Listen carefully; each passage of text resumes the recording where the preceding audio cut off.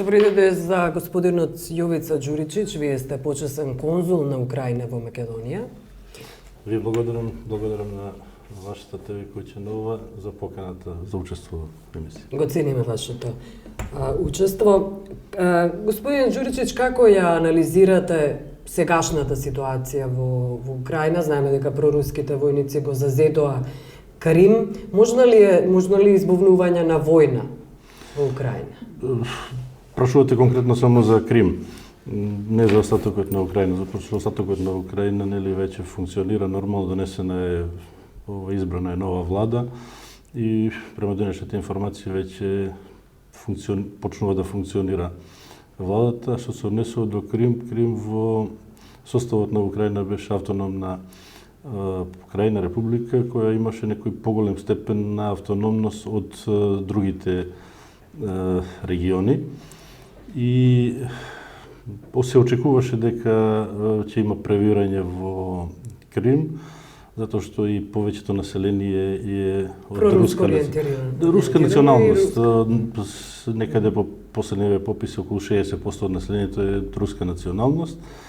Меѓутоа, према сето она што го пратев во руските медии, во други, никаде не се поставува прашање на остатокот на Крим во оквирот на Украина или во се. Дури и лидерите од новото собрание и председателот изјавува дека остануваат во Украина и единствено се плашат да не им се смалат правата кои веќе ги имаат. Добре. Има некои движења на паравојни некои групи кои се нарекуваат самоодбрана на Крим, кои се веројатно под влијание на тие структури кои го зедоа се да кажеме власта, односно кои во новиот парламент од новиот председател. Добро, кажете ми, велам, која е вашата проценка, дали Путин ќе стои на страна, дали е можна интервенција од страна на Русија? Да се замеша и да избувне, например, навистина да експлодира војна во Украина? Моје лично мислење дека која е улогата на Путин? Мислам дека Крим е сувише мал залог за да Русија, односно Путин, преземе некој таков радикален чекор. Гледате дека има провокации, има од разни страни, меѓутоа мислам дека нема опасност за избунување на војна или некои пожестоки сукоби, пошто сите страни изјавуваат дека сакаат, дури ако имавте прилика во медиумите да гледате референдумското прашање што новиот парламент изгласа на 25 мај дека сака да прават референдум, е тоа дека дали се за тоа да Крим остане во состав на Украина како автономна покрајна. Значи не се поставува прашање да излезе или да се припои на Русија или друго. Да. Каде е во моментов Виктор Јануковиќ? Има информација дека побегнал заедно со неговите луѓе, некои цифри, некои информации велат дека се работи за сума од 40 милиарди евра кои ги земале, други 70 милиарди евра.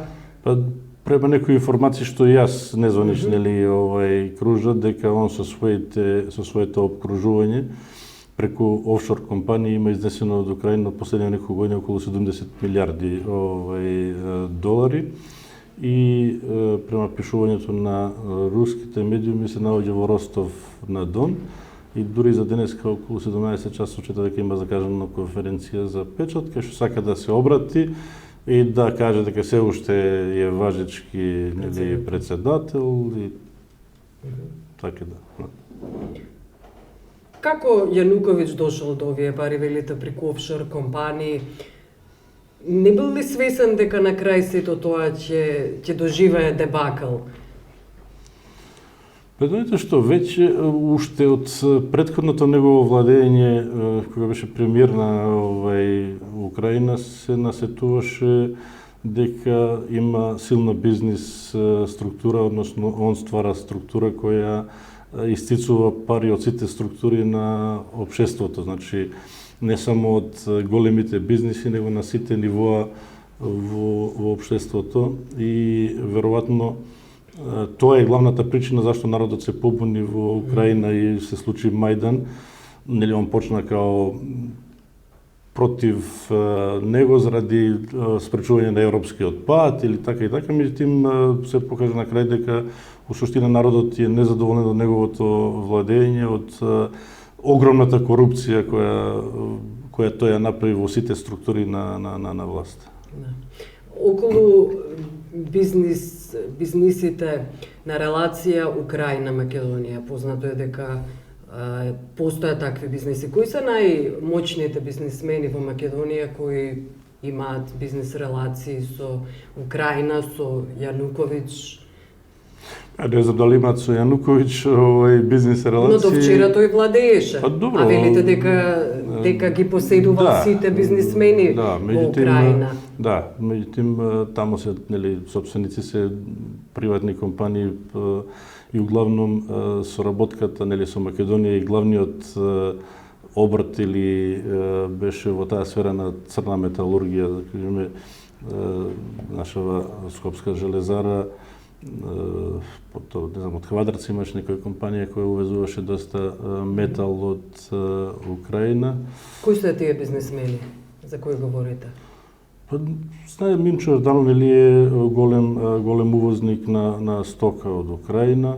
Може ли да претрпи штета на господинот Јорданов бизнисот сега откако Јануковиќ падна? Не верувам затоа што цело време додека се одвиваа настаните, бизнисот и структурата и се работеше нормално во Украина. Се функционираше нормално, значи банките и компаниите. Но со оглед на тоа дека политиката и бизнисот и сам рековте дека биле силно поврзани. Поврзани се меѓу нив натре во Украина, значи према надвор, према партнерите, нема вие добивате нели цена, купувате, плаќате и се иде нормално. А како парите кои тие внатре ги добиваат, ги делат или кај ги усмеруваат, тоа е веќе друго прашање, значи. За колкав бизнис станува збор? Не можам да кажам точно, веројатно се не знам, пар милиона прашања, немам податоци точно колку работи. А други бизнисмени споменавте и од Квадрци, за кои бизнисмени станува збор? Не знам точно да кажам сега. Името ми знам дека има фирма која работи доста со метал, има уште пар помали компании кои се застапници на украински компании, не знам, за гуми, за некои цветла, за некои други работи.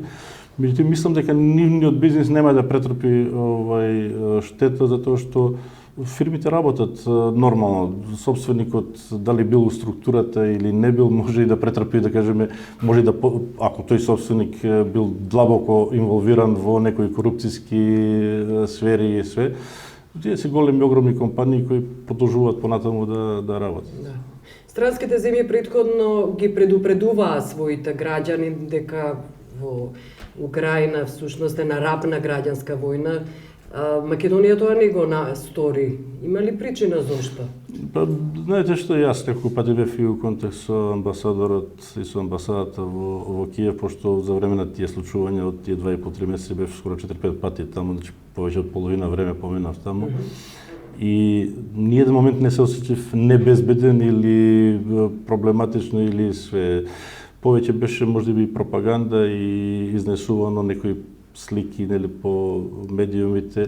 Мислам се тоа се случуваше на еден мал дел, мала територија во центарот на Киев, така да дури ден 20-21 кога беа најжестоките наслови, бев тука во центарот и во околината и немаше никаква опасност. Колку македонски граѓани има во Украина? Немам информација, знам дека има Алколоид представништво, знам дека уште некои такви компании нешто работат, имаат веројатно амбасадата има точен список на тие кои престојуваат, а информација на тие кои доаѓаат одат заради бизнис веројатно е потешко да се води. Имавте ли средба со Македонското министерство за надворешни кога траеше превратот во Украина? Не. Воопшто не сум у таа функција и не сум на таа ниво да имам средби. Тоа веројатно украинската амбасада и амбасадорот бил во контакт со македонското МНР. Добро, јас ви благодарам што бевте гост. Благодарам.